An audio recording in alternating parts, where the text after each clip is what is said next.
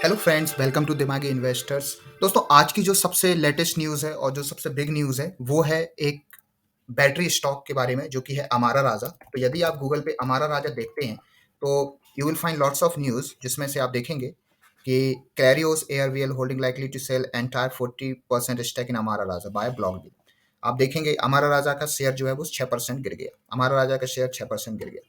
अब यदि इसमें देखूं मैं, तो न्यूज क्या कहती है? न्यूज कहती है कि भाई क्लैरियोस एआरबीएल जो है वो अपना पूरा स्टेक, जो कि 14% होल्ड करता था, वो पूरा स्टेक जो है वो अमारा राजा को वापस कर रहा है या बेच रहा है। सिंपल एग्जिट कर रहा है, और वो भी बल्क डील। बल्क डील का मतलब है ओपन मार्केट में वो निकालेगा। ओपन मार्केट में जिसको खरीदना है वो खरीद लो, ऐसा करके ये न्यूज आई है और आज उसने करा भी है। तो फटाफट यदि हम अमारा राजा को देखें, अमारा राजा शेयर, तो हम देखते हैं, फटाफट निकालते हैं। तो यहाँ पे देखेंगे तो देखेंगे आज जो इसका हाई था वो 669 था, लो था 637।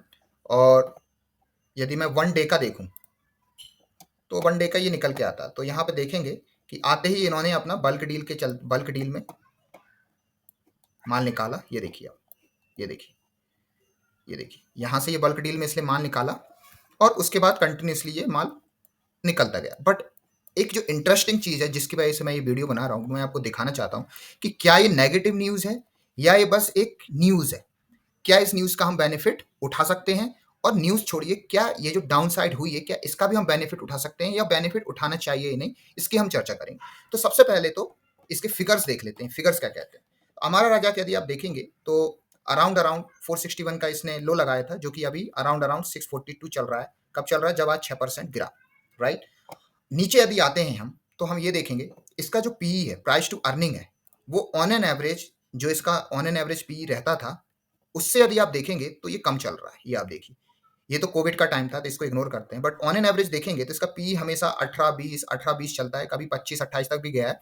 बट यदि आप अभी देखेंगे तो इसका जो पी है वो 15 के करीब चल रहा है। इसका मतलब ये जो शेयर है, इसके हिस्टोरिकल जो परफॉर्मेंस है उसको देखते हुए, शेयर की परफॉर्मेंस की बात कर रहा हूँ, ना कि सेल। शेयर की परफॉर्मेंस के हिसाब से इसका जो शेयर है अभी वो नीचे चल रहा है।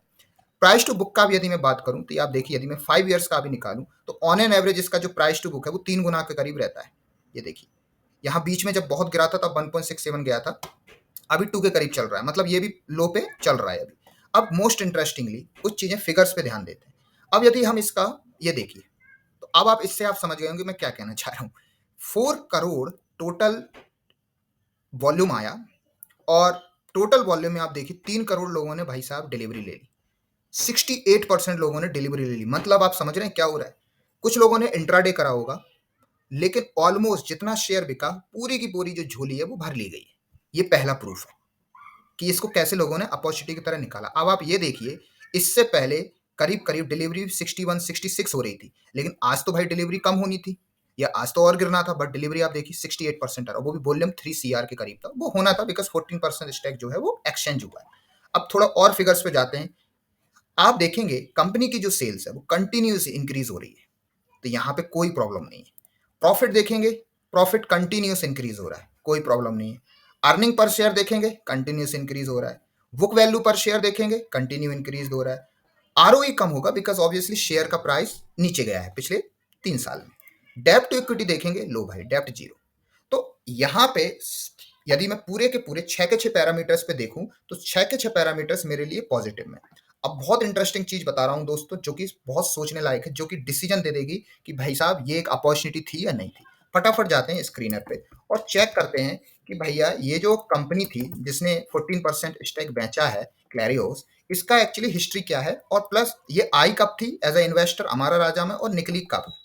फटाफट जाते हैं, फिगर्स हम बात कर चुके हैं, फटाफट जाते हैं शेयर होल्डिंग पे। तो आप देखेंगे इस कंपनी का जो प्रमोटर का शेयर होल्डिंग है वो 28% इंटैक्ट है।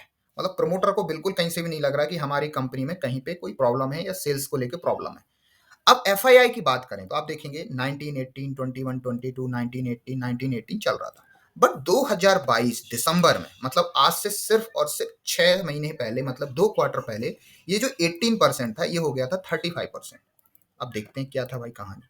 तो दोस्तों कहानी ये थी, ये जो कंपनी थी Clarios ARBL, and ARBL stands for Amara Raja battery limited.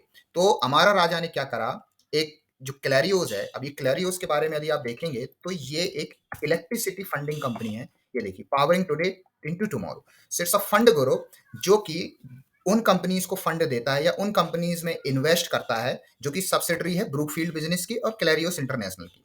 Brookfield का आपने काफी नाम सुना होगा। क्लैरियोस जो है वो उन कंपनीज में इन्वेस्ट करता है जो कि पावर सेक्टर में काम करती हैं। हमारा राजा पावर सेक्टर में काम करता था, इसलिए इसने इन्वेस्ट करा था। आप देखेंगे इसने दिसंबर में इन्वेस्ट करा था।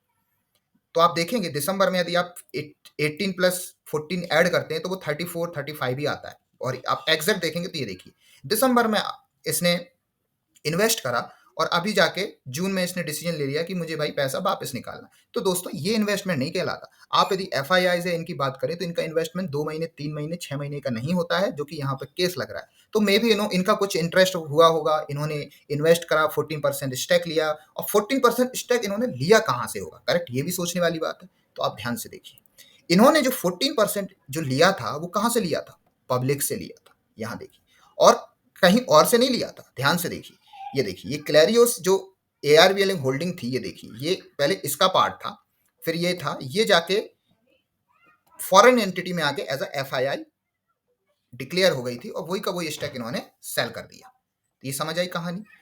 इस बेसिस पे यदि आप देखेंगे तो यहाँ पे जो मेरे डीआईआई डोमेस्टिक इन्वेस्टर्स हैं, आप देखेंगे उनकी भी जो होल्डिंग है वो ऑन एन एवरेज पूरी इंटैक्ट है। ये देखिए, अब मैं आपको एक चीज और बताता हूँ। यदि यहाँ पे आज का जो कि वॉल्यूम था और जिस हिसाब से उन्होंने सेल करा और जिस हिसाब से जो भी खरीदा लोगों ने, वो चेक करते हैं कि हुआ क्या। अब आप ध्यान से देखिए, अजी हम 1 डे का चार्ट निकालते हैं। तो 1 डे का यदि आप चार्ट देखेंगे इस पूरे उसमें, तो देखिए क्या दिख रहा है। ये देखिए दोस्तों, अब आप ध्यान से देखिएगा। ये देखिए दोस्तों, हुआ क्या, मॉर्निंग 9:30 को इन्होंने बल्क डील में सेल करा। सेल करने के बाद आप देखेंगे जितनी रेड कैंडल है, जितना जितना वो बेचते गए उतना उतना दूसरे भाई लोग अपने खरीदते गए। ये देखिए, धीमे धीमे वो बंच में बेचते गए और धीमे धीमे वो बंच में लोग खरीदते गए। ये देखिए, ये देखिए, उन्होंने बंच में बेचा, कंटिन्यूसली ग्रीन कैंडल बनी, लोगों ने खरीद लिया। बल्क में फिर बेचा, ये देखिए ग्रीन कैंडल बनी, लोगों ने फिर खरीद लिया। मतलब लोअर सर्किट का यहाँ पे नाम ही नहीं है। 14% इक्विटी एक्सचेंज होने का मतलब आप समझ रहे हैं, कंपनी का जो मार्केट कैप है वो है 10,000 करोड़।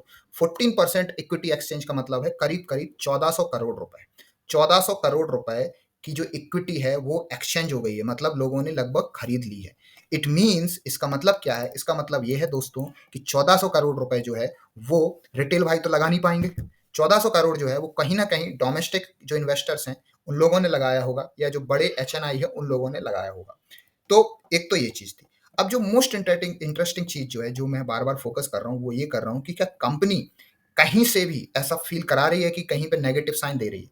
अब आप देखेंगे यहाँ पे इसके जो पियर्स हैं, उसके पियर से भी आप देखेंगे तो इसका पी सबसे लोएस्ट है आज की डेट में।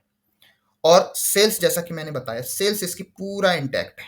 ये देखिए, ईयरली भी बात करूं तो आप देखिए, ये देखिए, इस साल इसकी सेल हाईएस्ट एवर सेल्स है, और इसका जो प्रॉफिट है वो भी हाईएस्ट एवर प्रॉफिट है। ईपीएस कंटिन्यूसली बढ़ रहा है। तो कहां से प्रॉब्लम है, आप देखिए सारे फिगर्स जो है वो पॉजिटिव में है। कहाँ से है, अब सीएजीआर ऑब्वियसली नेगेटिव में होगी, because CAGR is nothing but ये आपकी जो स्टॉक ग्रोथ है उसको दिखा रहा है। तो स्टॉक ने परफॉर्म नहीं किया है। तो जब ऐसा कोई गणित बनता है उसका मतलब यही होता है दोस्तों कि ये स्टॉक अब परफॉर्म करेगा ही करेगा। क्योंकि यदि आप देखेंगे इसका जो पीआर है वो है एक्साइड। एक्साइड की यदि आप बात करें तो ये देखिए, एक्साइड 149 से 256 आ गया है। और पिछले 6 महीने की बात करूं तो ये देखिए ऑन एन एवरेज 180 के करीब था, जो कि अभी 250 आ गया है। तो यदि मैं ग्रोथ की बात करूं तो करीब करीब 38% की ग्रोथ है। और उसी में यदि मैं हमारा राजा की बात करूं, 6 महीने में इसकी जो ग्रोथ है, यदि मैं बात देखूं यहाँ पे, तो 6 टू मतलब अराउंड अराउंड 18 to 20% की ग्रोथ है, जो कि बहुत नॉमिनल ग्रोथ है। मेरे हिसाब से इसका जो नेक्स्ट जो ग्रोथ आएगा, यदि मैं कंटिन्यूसली एक नॉर्मल चार्ट पैटर्न की, हमारा राजा बैटरीज को खोलते हैं, यस, और इसका 5 years का यदि मैं चार्ट देखता हूं दोस्तों, तो अब आप ये देखिए, यहाँ पे आपका हेड एंड शोल्डर जो आपका जो पूरा हेड एंड शोल्डर्स बना था उसके अकॉर्डिंगली ये चला गया। तो उस बेसिस पे यदि जो हेड एंड शोल्डर्स का जो पैटर्न होता है दोस्तों, हेड एंड शोल्डर्स का पैटर्न जो टेक्निकल पैटर्न है वो ये कहता है कि जो इसका हेड था वहां तक ये शेयर जाना ही जाना है। तो आप ध्यान से देखेंगे इसका जो पहला जो हेड है वो है 805 के करीब, तो ये शेयर 805 पे बिल्कुल जाएगा ही जाएगा, और ज्यादा देर में नहीं जाएगा, करीब करीब 1 से 2 महीने के अंदर जाएगा। ये देखिए so this is now 9.7% growth, और ये था आपका 25% ग्रोथ। उस बेसिस पे यदि देखूं तो यहां से शेयर आपका मिनिमम से मिनिमम 15 to 20% ग्रोथ देगा ही देगा। बट उसके बाद यदि रिवर्स हैंडल शोल्डर्स नहीं बनता है तो दोस्तों ये जो शेयर है ये सीधा जाएगा, मैं आपको बताता हूं कहां पे, ये सीधा सीधा जाएगा इसके डबल बॉटम पे, जो कि उसका आएगा करीब करीब 1000 रुपए। तो दोस्तों ये इसका पैटर्न जो कि है मुझे नजर आ रहा है, राइट। और ये जो चीज है ये मुझे कहीं से भी नेगेटिव नहीं दे रही है। यदि मैं इसके तुरंत वो देखूं तो ये बोलता है, ये देखिए एंट्री पॉइंट बोल रहा है क्या, गुड है, this stock is under priced and not in the overweight zone, मतलब इसको आप खरीद सकते हैं, कोई भी रेड फ्लैग इसका नहीं है, प्रॉफिटेबिलिटी मस्त है। ग्रोथ इसकी लो दिखा रहा है, बिकॉज क्यों लो दिखा रहा है, बिकॉज इसकी जो ग्रोथ है पिछले 2 साल में कुछ भी नहीं हुई है। यदि आप देखेंगे 2021 के बाद से ये शेयर सिर्फ गिरता जा रहा है, पूरे 2 साल ये शेयर गिरा है। तो पूरे 2 साल जब यदि गिरा है तो ऑब्वियसली ये ग्रोथ स्टॉक नहीं कहलाएगा एज पर टेक्निकल एनालिसिस। तो दोस्तों ये चीज आपको समझ आ गई मैं क्या कहना चाह रहा हूं यहाँ पे। तो आप अपना एक एनालिसिस कीजिए और उसके बाद आप डिसीजन लीजिए कि इसमें आपको क्या एंट्री करनी है। इन जनरल मैं डिस्क्लेमर दे दूं, मेरी जो एंट्री है इसमें वो करीब करीब इस समय की है, जब यहाँ पे ये वाला जो पैटर्न बना था तो यहाँ पे मैंने पहली एंट्री की थी। दूसरी मैंने जो एंट्री की थी वो यहाँ की थी 500 के लेवल पे। तो मैं यहाँ पे पॉजिटिव हूँ और मेरा जो शेयर है होल्डिंग है वो भी पॉजिटिव में है। बट यस आप अपना एनालिसिस कीजिए, मेरे जो एनालिसिस है उसको बेस बनाइए, और उसके बाद फाइनली यदि आपको लगता है कि सारे फिगर्स जो है वो सही बैठ रहे हैं तो आप इसमें बाय कर सकते हैं। Thank you so much.